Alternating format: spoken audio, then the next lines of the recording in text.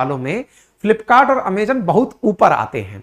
वो कंपनियां जो घाटा बना करके भी मुनाफा कमा जाएं। आप पूछेंगे मुनाफा कैसे कमाते हैं? आपके पास जरूरत बन जाए एक दिन जब पूरी तरह से ये दोनों कंपनियां इंडिया में फ्लिपकार्ट और अमेजॉन द्वारा आप लोगों की लगभग पूरी जरूरतें पूरी की जा रही हैं। मतलब आप यह समझ लीजिए कि ये लोग अपने लेवल पर अगर समझें तो आपको बस गाड़ियां ही घर पर डिलीवर करना इनसे छूटा होगा, अदरवाइज जो प्रोडक्ट अलाउड है ये आपके घर डिलीवर कर देंगे। अल्टीमेटली क्या चाहते हैं ये चाहते हैं कि जो दुकानदार दुकान लगा लगा के छोटे छोटे दुकानदार बैठे हैं, ना जाने कितने लोगों का लघु उद्योग, कुटीर उद्योग, छोटी छोटी दुकानों के माध्यम से चल रहा है, उस पर ताला लगा दो। ये बड़ी कंपनियों का मतलब ईस्ट इंडिया कंपनी भी कभी इसी तरह से सोचा करती थी कि इंडिया पहुंचो, इनकी जरूरत बन जाओ, सस्ते में माल इनको दो, इसके बाद ये अपनी दुकानें बंद कर देंगे, हम पर पूरी तरह निर्भर हो जाएंगे। ये ऑनलाइन के सेक्टर में जितनी भी कंपनियां आई, इन सब ने ऑलमोस्ट एक ही प्रकार से कि जितने भी छोटे व्यापारी हैं इनको खत्म करो, टेक्नोलॉजी के माध्यम से सब पर राज करो। एक ऑफिस बनाओ बढ़िया सा, वहां पर बढ़िया बढ़िया टेक्नोलॉजी के लोग बिठाओ, बढ़िया इंटरनेट की व्यवस्था, बढ़िया सॉफ्टवेयर डालकर सारा कंट्रोल पढ़े लिखे लोग अपने लेवल पर करके स्थापित साइड में हट जाते हैं। ये लोग कुछ पैदा नहीं करते हैं, मार्केट प्लेस बनाकर चल रहे हैं। जैसे कुछ यूनिकॉर्न जो एडटेक में थी वो क्या करती थी कि हम तो केवल चैनल देते हैं, पढ़ाने के लिए टीचर है, पढ़ने के लिए बच्चा है, हम तो प्लेटफॉर्म है। ऐसे ये लोग भी बोलते हैं हम तो केवल प्लेटफॉर्म है, हमारे ऊपर माल बेचने कोई आता है, खरीदने कोई आता है, हम तो प्लेटफॉर्म है। और प्लेटफॉर्म कह करके इन्होंने ना जाने कितने दुकानदारों की दुकानें बंद करा दी, ऐसे ही ना जाने कितने लोगों का कैरियर खराब कर दिया, कितने ही लोगों का बहुत कुछ उल्टा सीधा इन सारी चीजों में हुआ। इन्हीं चीजों में जो सबसे पहला कारण निकल कर आता है कि ये लोग सेल के नाम पर फ्रॉड कैसे करते हैं, अगर वो मैं आपके साथ में रखूं तो सबसे पहला पॉइंट निकल कर आता है कि ये लोग आप लोगों के बीच में सबसे पहले फियर ऑफ मिसिंग आउट का, फोमो का एक मतलब शूडो वहम पैदा करते हैं कि देखिए आपको अगर इस समय पर ऑफर नहीं मिला तो सोचिए अगला ऑफर साल भर बाद आएगा। इस प्रकार से आपके मोबाइल के अंदर नोटिफिकेशन आने लग जाएगा, 4 दिन बचे हैं आपके लिए ऑफर आने वाला है, और 4 दिन के अंदर आप पूरी तरह से साइकोलॉजिकली प्रिपेयर हो जाइए। अब इससे क्या फर्क पड़ता है, आज हर बच्चे के हाथ में लगभग, जिसके पास थोड़ी समझ है उसके पास इंटरनेट भी पहुंच गया है। ऐसी स्थिति में उसके पास नोटिफिकेशन के माध्यम से उसके अंदर यह जिज्ञासा पैदा करना कि भाई पता नहीं तुम्हारी जरूरत की कौन सी चीज हमें आपको ऐसी दे देंगे जो इतने सस्ते में होगी। तो इनके माध्यम से ये लोग जो करते हैं वो सबसे पहले आपके अंदर एक डर का भाव पैदा करते हैं कि यदि ये खो गया, ये मौका चला गया तो आपके पास बहुत बड़ा नुकसान हो जाएगा।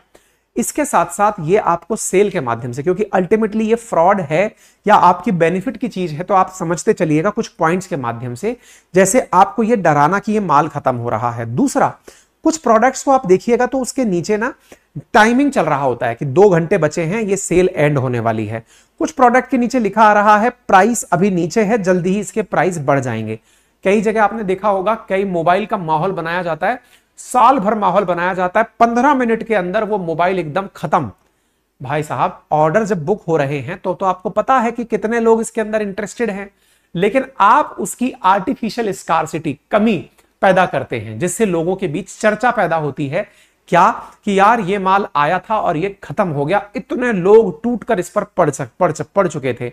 इस वजह से जो आर्टिफिशियल स्कार्सिटी उत्पन्न होती है, इसका भी ये लोग बहुत जबरदस्त तरीके से फायदा उठाते हैं लोगों में माहौल बनाने के लिए। तीसरा, ये क्या करते हैं, आप लोगों को थोड़ा डिफरेंट फील कराने के लिए कि देखो अगर आप हमारे प्राइम मेंबर बन जाएं, जैसे अमेजन करता है, 299 रुपए में प्राइम मेंबरशिप बांटता है, जिसके तहत क्या होता है कि आप अगर हमारे प्राइम मेंबर हैं तो आपको डिलीवरी चार्ज नहीं लगेगा।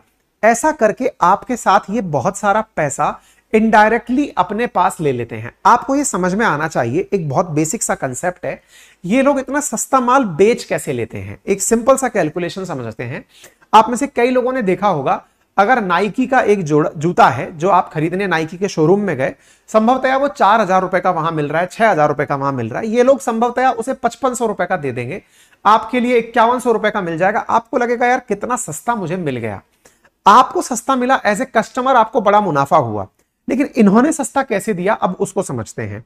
देखिए, अगर नाइकी का शोरूम है, जहां भी शोरूम लगा हुआ होगा वह जगह शहर की कोई प्राइम लोकेशन होगी, बड़ा शोरूम होगा, लगभग उस शोरूम की कीमत 3-4 करोड़ रुपए होगी, उसका किराया 3-4 लाख रुपए होगा, 5-7 लोग वहां पर एनी टाइम काम करने वाले होंगे, लगभग 8-10 मतलब कम से कम नहीं तो 50-60 लाख रुपए का तो वह सामान भर के बैठा होगा, तब जाकर के एक शोरूम करंट रनिंग स्थिति में बनकर आता है। ये लोग क्या करते हैं, ये कहीं दूर दराज में अपना एक वेयर हाउस बना लेते हैं, गोडाउन बना लेते हैं कि भाई हमारा माल यहां रखा हुआ है, आपका ऑर्डर आया, इन्हें किसी भी प्रकार की कोई प्राइम लोकेशन नहीं लेनी है, ऑनलाइन ऑर्डर आया, ऑनलाइन ऑर्डर वहीं से सीधा के सीधा डिस्पैच हो गया। बड़े लेवल पर सारा काम होता है तो अल्टीमेटली जो कॉस्ट है प्रोडक्ट को बेचने में, जो दुकान की कॉस्ट है वो इनकी बच जाती है और वह बची हुई कॉस्ट ये सस्ते दामों में कस्टमर को उपलब्ध कराते हैं। लेकिन क्या आपको लगता है अगर ऐसा ही होगा तो क्या नाइकी को यह समझ में नहीं आएगा कि दुकान खोलना हमारे लिए गलत है? इसी वजह से एक नया ऑप्शन क्रिएट किया गया और वो क्या हुआ, ऑप्शन ये क्रिएट किया गया कि नाइकी वाले अपने प्रोडक्ट को या कोई भी कंपनी XYZ आजकल डिफरेंशिएट करने लगी हैं। डिफरेंशिएट कैसे? जो माल शोरूम में मिलेगा वो आपको ऑनलाइन नहीं मिलेगा, उसके आर्टिकल में चेंज कर देंगे, उसके मॉडल में चेंज कर देंगे। ऑनलाइन का माल अलग है और दूसरा ऑफलाइन का माल अलग है। और इसका क्या फायदा होता है?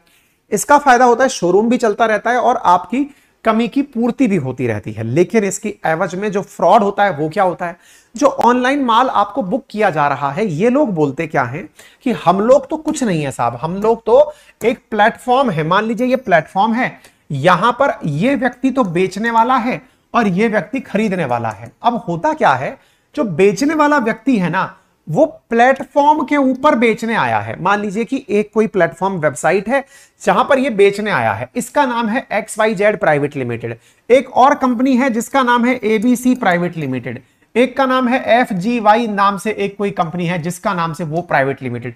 ये कंपनी अपना माल बेचने आई है तो ये क्या करते हैं, अपने लेवल पर यह कह देते हैं कि इस कंपनी ने हो सकता है फर्जी माल बनाया हो, हमने तो फर्जी नहीं बेचा। लेकिन असल मायने में चूंकि विज्ञापन प्लेटफॉर्म का हुआ है इसलिए आप तो प्लेटफॉर्म के ऊपर जिम्मेदारी रखते हैं, आप इन लोगों को नहीं जानते। लेकिन ये आपका क्या गलत फायदा उठाते हैं, आप चाहे किसी को मत जानो, ये आपसे ये कहकर जब आप कंप्लेंट करने जाएंगे ना कि आपका माल डिफॉल्टेड निकल आया, आपके माल में कमी निकल आई, तो ये केवल एक लाइन बोलकर पल्ला झाड़ लेते हैं कि साहब हमारी कोई गलती नहीं है, क्योंकि जो बाकी कंपनियों थी हम उनको आपके पास माल सप्लाई करने के लिए भेजे थे। कुछ एग्जांपल्स दिखाऊंगा जिससे आपको ये बात और अच्छे से पता चलेगी।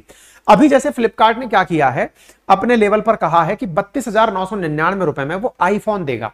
अब आईफोन देगा तो लोगों में एक क्यूरोसिटी बन गई कि यार आईफोन इतना सस्ते में मिलेगा तो हम भी पहुंचेंगे। ऐसी स्थिति में इन्होंने एक तरीका रख दिया। क्या रख दिया कि आप लोगों को वो तभी मिलेगा जब 2,000 रुपए का पहले एक एंट्री वाउचर कटा लोगे। मतलब पहले 2,000 रुपए जमा कराओ फ्लिपकार्ट में, फिर आप उस वाली लाइव शो के अंदर एंट्री करो, तब जाकर के आपको यह प्रोडक्ट मिलेगा। और हां, वो 2,000 रुपए आपके एडजस्ट हो जाएंगे इस प्राइस के अंदर। इस प्रकार से इन लोगों के द्वारा अपने अपने लेवल पर लोगों को पकड़ के रखने के ऑफर चलाए जाते हैं।